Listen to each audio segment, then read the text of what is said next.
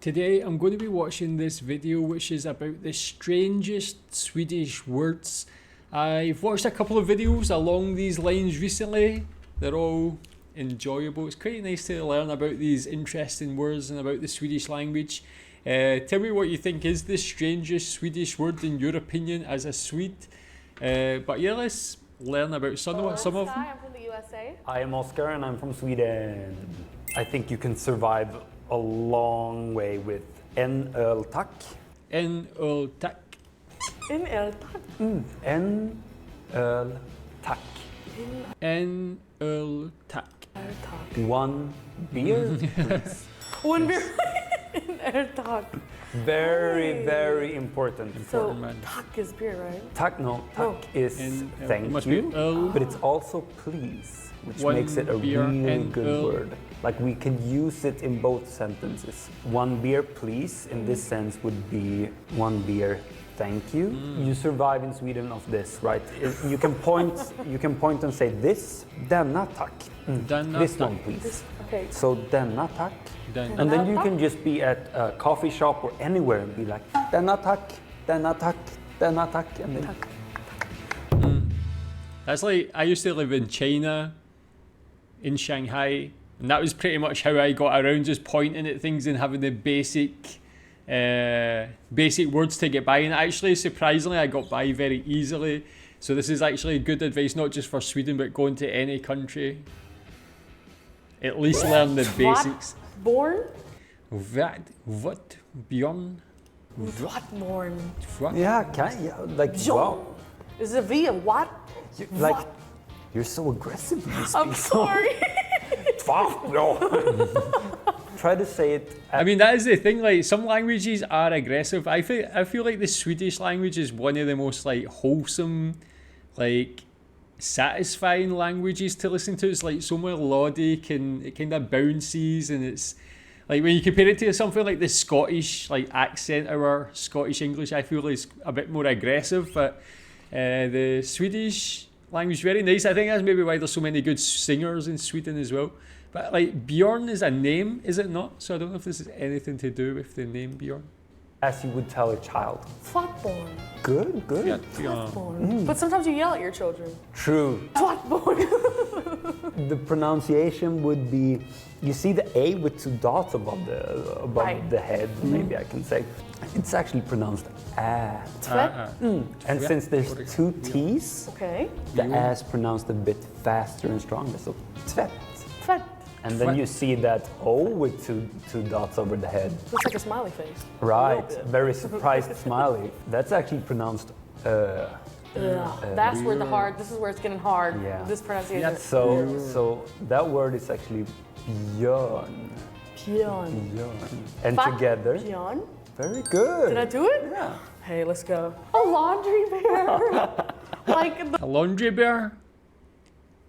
I don't even know what she's saying here, like a toilet paper bear. I don't even know what a toilet paper bear is. I seen on the thumbnail for this video the word laundry bear. I never crossed my mind that that would be a translation. Is that a thing? Let's find out what it is. The toilet paper bear and the ads on TV. Laundry bear. Well, yeah, like washing bear. Wash bear, washing bear, laundry bear, yeah. This is an animal? It's an like animal. an actual like an animal, you know, the thing that walks 4 legs. So these animals do laundry. I think this animal has a tendency to steal wash laundry? its food before consuming it. So that's kind of where the name comes from. And bear. I thought it might be like, you know, sometimes, I don't know if this happens in Sweden, but in Scotland there's like foxes, and sometimes they steal people's like washing off the line in the back garden and things. I thought maybe it steals like laundry off the thing, but they wash their food before eating it. I've never heard that before. So that's kind of where the name comes from. And bear it's a bit smaller. Oh! Raccoon, yeah, okay, man. That makes sense. So is Bjorn bear? What? It's a raccoon. It's a raccoon. Wait. Time out, everyone, time out. People are gonna go off on me. Well, some people tell me I look like a raccoon, so. Well, how do I say it? Tvättbjörn? Tvättbjörn. Tvättbjörn. Tvättbjörn. Tvättbjörn. I am Raccoon. Very good. Very good. So a raccoon is a laundry bear. I said that before. I say it in all these types of videos that I like when there's these translations that are like, when you translate it in English, it just sounds strange, but it kind of makes sense in a way. It's like very literal names for things. I like that one, the laundry bear. That's actually that's what animals should have, names like that, man. The laundry bear. Like, what's this one? Grunsack. Love this word. Okay, I'm gonna take my knowledge from the past word, gyan. So, gyan, gron. The second That sounds one. like groin. Groin. That looks like groin sack. That looks like something inappropriate in the U.S. Gyan, gron, sack. Great. Very Because good. it doesn't have that A, so it's not fa. Gron, sack. Perfect. Did I do it right? Grönsak. Oh God, this is Grönsak. making me nervous. And this is also so funny as a Swedish person why I think this video is hilarious, because I see this word and use this word in Swedish so many times, and now I start to, when I hear you, and I start to picture it, it's like grönsak, and it's two different words. Okay. And now it makes sense for me too. Why we call it grönsak in Swedish. I'll give you a hint. Okay. You consume this. You eat this stuff. Wait, is it? Something that's in a sack, a green sack, like a pea. What other green sacks are there? Are there like? Something you eat at. That might be completely wrong as well, but Do you have this at Fika? No, not at fika. I mean, I do like grönsak, but at fika, nah. Grön means green, color green, grön. Grön. And sak is a thing. So it's a green thing. I never thought about that. Salad. Like, Is it real? I mean, salad is under the big category cucumber? of what salad, cucumber, like Yeah. what's everything under the big category? What type of food is it? Vegetables. Vegetables.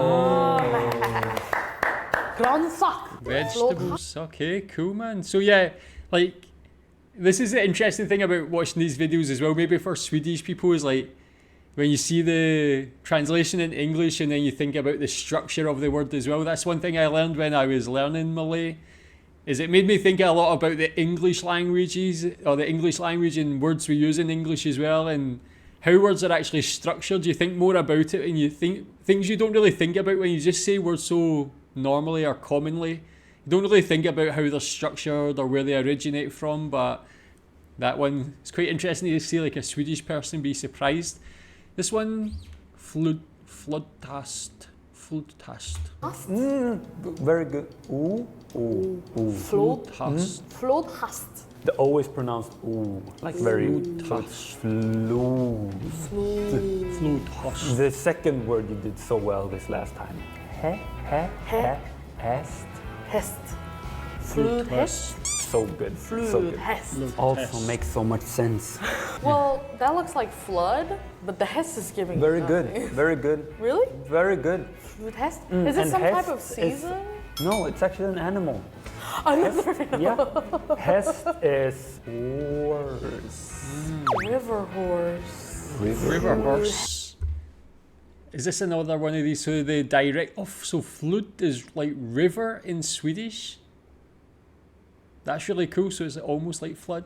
Hast is horse. That's interestingly in Malay, a horse is called kuda, and then things like donkey, zebra all have kuda. They're all variations of horse. So it's like there's a lot of different horses here, but they're all different animals. Like that's that direct translation thing. Let's see, flutas. I'm interested in what kind of river horse See, is. this is gonna throw me off again. A horse in a river. Yeah. A hippopotamus. Wait, is that right? I mean, isn't that kind of right? Hippo. Oh my Nice. God, I was about to say like dolphin or Oh like my a God. shark or I something. mean, it makes sense, no? Hippo. My ancestors who created the Swedish language, like, very good. Nice, good job. Very nice thinking. So, fruit Makes so is much river. sense.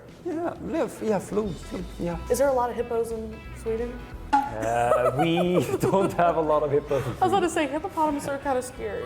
Yeah, They're yeah. scary. We have no hippos in Sweden. Yeah, that's like a perfect one now to like ask Swedish people, have you ever really thought about the translation of that, like a river horse, and like how it like translates to English and the origin of that word. I guess like if you only speak Swedish, you'll just say that word. You won't think about the root of it or what it actually means translated. Okay, this one, tupler. That's no idea. Tupler. Tupler. Oh, this is the important words. This is important. Okay. Yeah, I love doing this. This is a verb, and I love it. I use this word very regularly. Sleep. Tupler. I'm a big Sleep fan. or Tupler. exercise or eat. Oh my God. Tupler. Tupler. Tupler. Tupler. And the thing I said with ancestors, like creating good names, like this word is a bit more trickier. I don't really know. Yeah, this is not giving me anything anymore. Yeah, and I don't know what to say to you. Rooster phone. I mean, Is that accurate, Oscar? let me think about this. Let me think here. Yeah, so yeah. So a rooster phone, maybe like an alarm clock or something like that, because like roosters make noise in the morning or something. So tup is a rooster.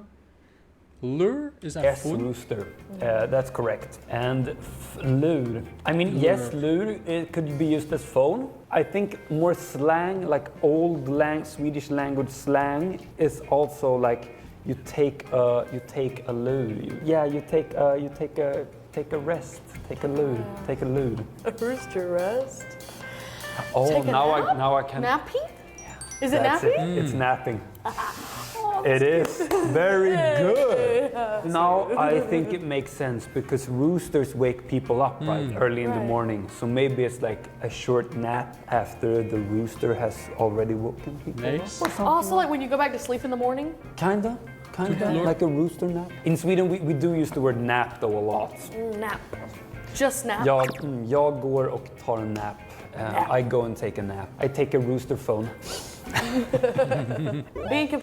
Tell me, do you like to nap? I used to like to nap until I had children. Now I don't have that opportunity. Unfortunately, now my children are the ones who do all the napping. But yeah, pretty cool word there. Okay, this one, jordgubbar. Jordgubbar. Completely honest, if I would pronounce this in English and like my southern accent, Jordgubbar, straight up. The O is a bit more O-y. Very common Swedish thing when you see an O in Swedish. Like it's more like ooh, you. I write that J. Jordgubbar. Jordgubbar. That's not that bad. That was probably the easiest one. Yeah, it's pretty good, and I love this. You love this? Yeah. In the summer, we have this on like a cream cake. You have a cake, tårta. And you put these on top of the cake. You need to try this Swedish jordgubbstårta. Earthman. I seen something like in Scandinavia. I like to put like these like, what do you call it? It's like sugar pearls on cakes. I think when he said cream cake, I don't imagine that would be the same, but maybe like some sort of nut or some sort of seed or something like that. Earthmen, but it sounds like jordgubbar. So jord is the earth, maybe? Gubbar? Earthman cake. And you said this is on top of a cake. Yes. Is it something that I would actually know as an American? Is it a type of fruit? Well, I mean, you're definitely getting somewhere now, yeah? And when you look at the word earthman, what do you think? Unfortunately, I'm not a farmer, and I don't know what berry goes in the ground. I'm going to say cherry. Strawberries. Strawberries. Strawberries. Honestly, I was just thinking of Goofy Goober from SpongeBob. So I was thinking about cherries on ice cream. I was like, is SpongeBob Swedish? Jordgubbar. And it's absolutely delicious. It's absolutely delicious. Swedish. So do like, because like in English, like berries are like there's blackberry, strawberry, whatever. You obviously have like lingonberry in Sweden as well, but is gubbar like a word for berry? Is there like a common word where you can change the start of it to like represent every type of that fruit? Strawberries, Swedish earthman, you need to try. But that sounds like Swedish some other earthman. language. I feel like another language has a close version of strawberry to that. It's very unique. I actually have no idea why we call it jordgubbar or earthmen or soil characters or whatever you want to translate it to. I mean, there's probably people in the comments who could help me because it's very hard to translate. Glida pie in a rock maca. Okay, glido pa en rockmacka. Hey! That sounds like a dance. Oh. It's a very good Swedish expression. If you say this to a Swede, it's like you're Swedish. Like glido på en räkmacka. You just become Swedish. Okay, let's go. First, glida. Yeah, slide. Slide. You slide. Pain. It's a på. It's the dot over the A on the på. På. So glida. Glida. På is on. So slide on a. Slide on. Räkmacka. And this is the best word ever. Okay. Räkmacka. It's so delicious. I mean, I love it. You need to go to Sweden and try a really good räkmacka. You slide on food? And you slide on, if you slide on räkmacka, it kind of means that you glide through life. Like you don't really have any struggles or troubles. It's so deep. It's like the expression like born with a spoon in your mouth. Okay. So is it for like the people who come from like wealthy backgrounds? Yeah, we use the silver spoon in the mouth as a term. So this is for people who you have it relatively easy, I guess, when let's say you're calling a friend. Sliding on a shrimp Let's say you're sandwich. going to a friend's place. Okay. And you arrive a bit early. Okay. And the friend might be like, "Wow, you arrived so early." Yeah, I came here on a räkmacka. On a shrimp sandwich? On a shrimp sandwich. I wonder why shrimp sandwich of all of the things, like that's quite a niche type of sandwich. I don't really know if I've ever even seen a shrimp sandwich before. Never mind tasted it. The shrimp sandwich. Because when you're driving your car and you just hit green light after green light after green light, like no struggles on the way, no traffic control, like fart control. You go on a toast sandwich, shrimp sandwich. I guess shrimp sandwiches are popular in Sweden, so it must make life easy. It's so nice. What do you think? Honestly. What do you think? I'm gonna be honest, this was confusing because sometimes like the exact translation did not relate to the word at all. Honestly, like the earthman, the strawberry, I would have never guessed that. If you wouldn't have told me it was a fruit, I would have never guessed that it was a fruit. I mean, and also for me, I think it was very interesting as a Swede because you only see, for me, like I grew up with jordgubbar, like strawberries. I don't really, when I talk Swedish, I don't really start to translate like what the words actually mean. Right. So now when we're doing this, you kind of get the like earthmen, you know. It's kind of a funny, interesting to see how we came up with these funny words. Right. So today we talked about the strangest Swedish words. And if you Okay, that was cool, man. Again, like very insightful to learn more about it, and yeah, I hope it was interesting for Swedish people watching this. Yeah, like him, maybe you can like think, whoa, okay, I never realised that's where that word comes from. Makes me again think more about English and think about words and how they originated. Like even something like strawberry, like why is it like a berry with the word straw? Like how did that originate? Was it like made in straw or like something? How did that word originate? But very, very good. Tell me your favourite word from these. Tell me what you think about the video. Tell me some other strange Swedish words. Thanks.